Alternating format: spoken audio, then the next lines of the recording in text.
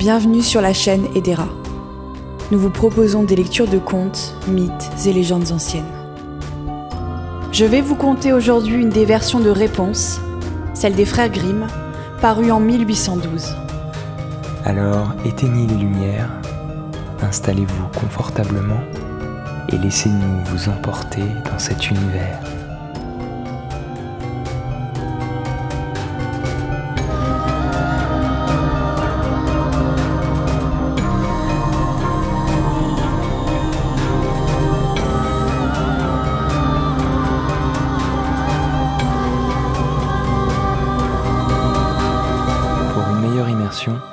Je vous conseille d'écouter cette histoire munie d'un casque ou d'écouteurs.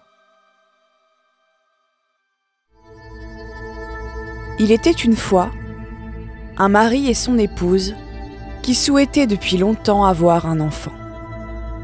Un jour enfin, la femme caressa l'espoir que le bon Dieu exaucera ses vœux.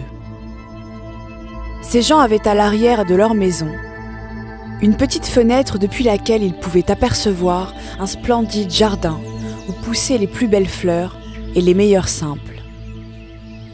Mais il était entouré d'un haut mur et personne ne s'y risquait, car il appartenait à une puissante magicienne que tous craignaient.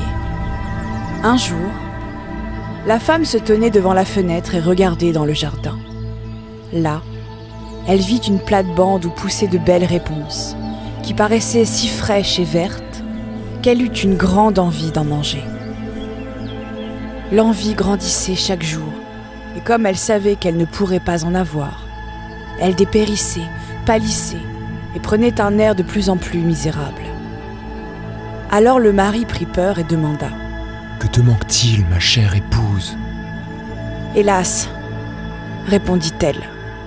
Si je ne peux pas manger de ces réponses du jardin derrière notre maison, alors je mourrai. » L'homme qui aimait sa femme pensa : « Eh, laisserais-tu ton épouse mourir ? Va lui chercher des réponses, quoi qu'il pût t'en coûter. » Lorsque le crépuscule fut arrivé, il escalada le mur du jardin de la magicienne, cueillit rapidement une pleine poignée de réponses et les rapporta à son épouse. Elle s'en fit aussitôt une salade et la mangea d'un coup, avidement. Elle eut plure tant que le jour suivant, elle en eut encore 3 fois plus envie. Pour la calmer, l'homme dut encore une fois escalader le mur du jardin. Il le fit à nouveau au crépuscule. Mais tandis qu'il grimpait au mur, il fut brusquement effrayé, car il aperçut la magicienne qui se tenait devant lui. « Comment peux-tu te risquer, dit-elle avec un regard plein de courroux, à pénétrer dans mon jardin et à me voler mes réponses comme un brigand? Tu vas être puni. »« Hélas, répondit-il. Faites-moi grâce et justice. Je ne l'ai fait que par nécessité. Mon épouse a vu vos réponses depuis notre fenêtre et elle en conçut de telle envie qu'elle serait morte si elle n'avait pas pu en manger. » La magicienne laissa alors tomber son courroux et lui dit : « Prends-en autant que tu voudras. J'y mets seulement une condition.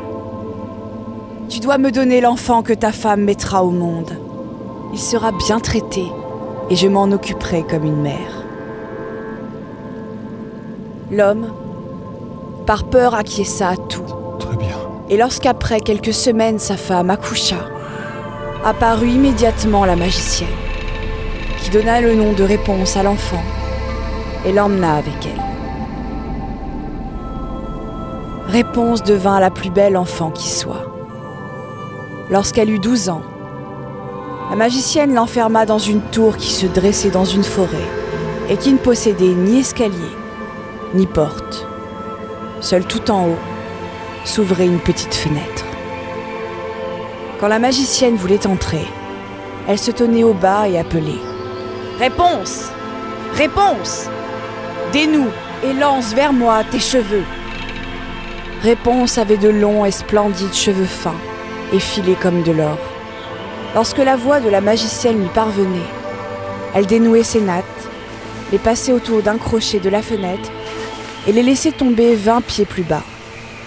Ainsi, grâce à ceci, la magicienne pouvait grimper dans la tour.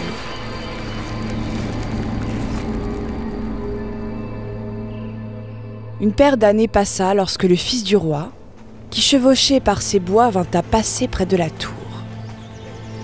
Il entendit un chant qui était si doux qu'il s'arrêta et écouta. C'était Réponse, qui dans sa solitude passait le temps en chantant et faisait résonner sa douce voix.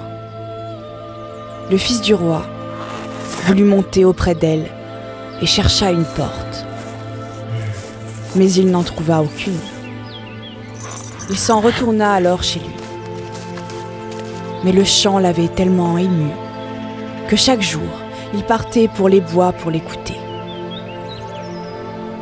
Une fois alors qu'il se tenait sous un arbre, il vit la magicienne venir et il l'entendit appeler. « Réponse!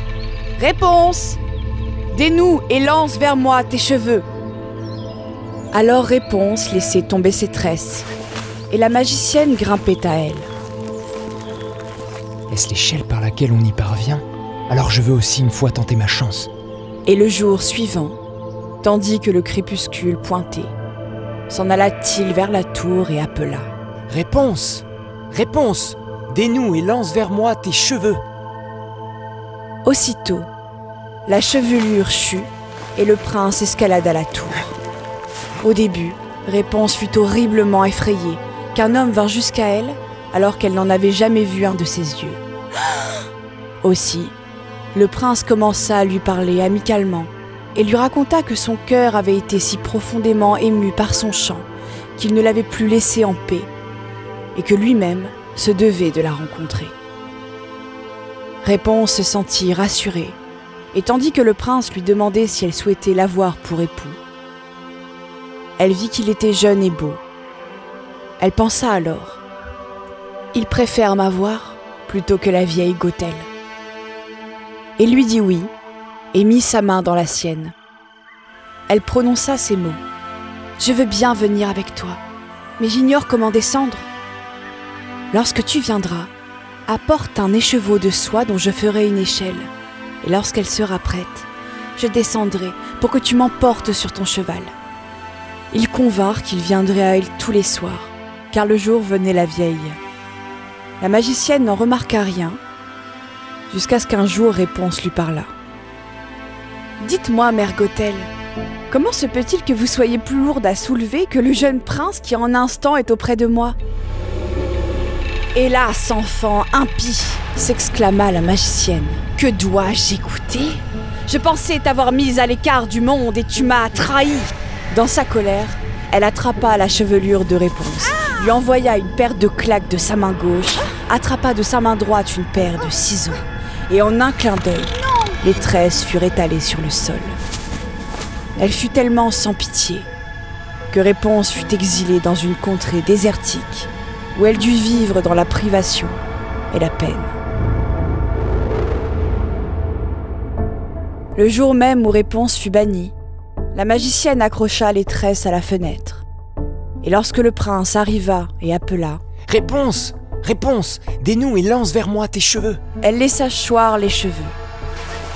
Le prince monta, mais ne trouva pas sa chère Réponse, mais la magicienne, qui lui jeta un regard méchant et empoisonné.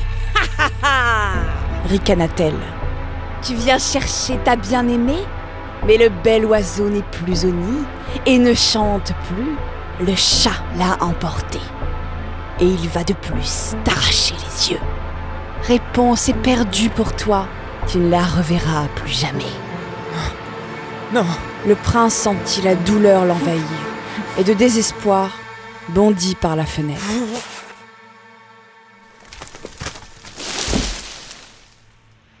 Il survécut, mais les épines du bosquet dans lequel il tomba lui crevèrent les yeux. Il erra aveugle dans la forêt, ne mangea que racines et baies. Et il ne fut plus que pleurs et peines de la perte de sa chair promise.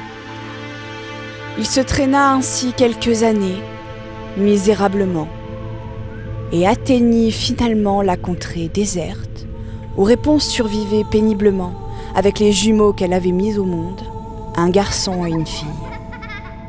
Il entendit une voix qui lui sembla familière, Il s'approcha, Réponse? et Réponse le reconnut. Elle se pendit à son cou et se mit à pleurer. Deux de ses larmes tombèrent dans ses yeux. Il recouvra ainsi la vue qu'il avait perdue. Il l'emmena dans son royaume où il fut accueilli avec joie. Ils y vécurent longtemps heureux et sereins.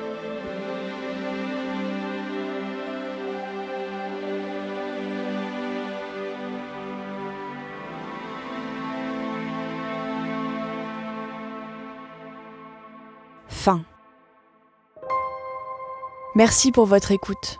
Et si ce podcast vous plaît, n'hésitez pas à le partager et à nous rejoindre sur les réseaux. Le lien est dans la description.